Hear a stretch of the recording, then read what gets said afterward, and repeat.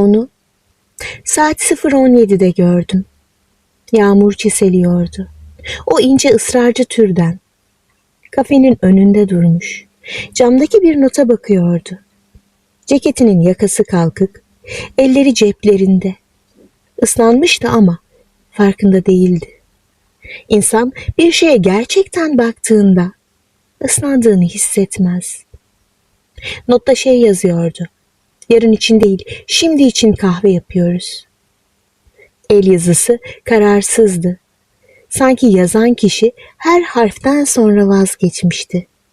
Ama yine de yazmıştı. Ben kafenin içinde, camın arkasında oturuyordum. Onu izledim. Çünkü başka yapacak bir şeyim yoktu.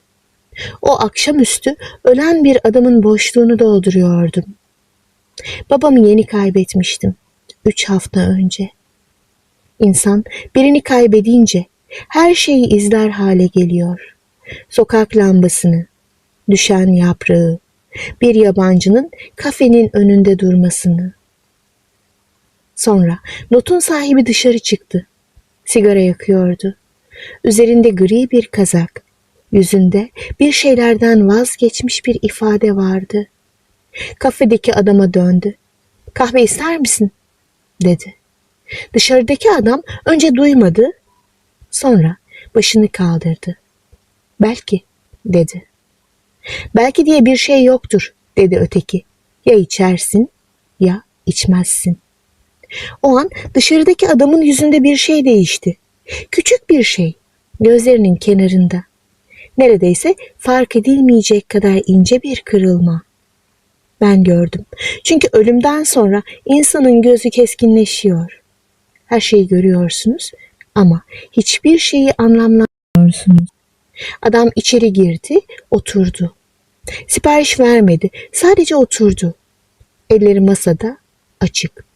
Sanki bir şey almaya hazır ama ne olduğunu bilmiyordu. Onu bir daha gördüm aylar sonra. Aynı kafede, aynı saatte. Ama bu kez o notun sahibinin yanında oturuyordu. Gülüyordu. Daha önce gülüp gülmediğini bilmiyorum. Tanımıyordum ki onu. Ama bir insanın ilk kez güldüğünü anlarsınız.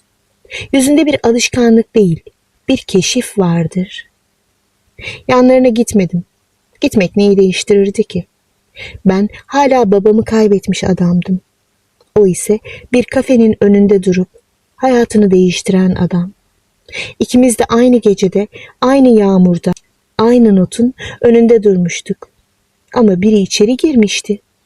Öteki camın arkasında kalmıştı. İşte anlatacaklarım bu kadar.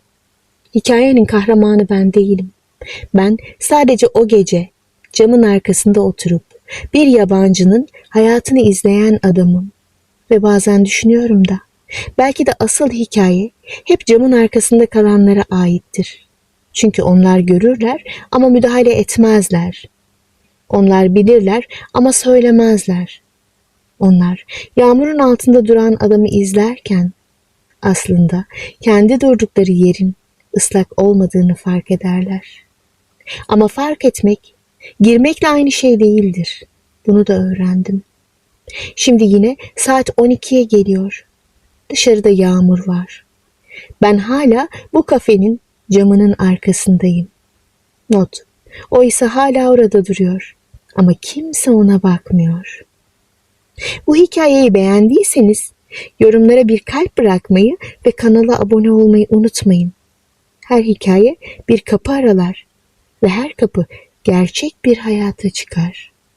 Bir sonraki hikayede görüşmek üzere. Hoşça kalın.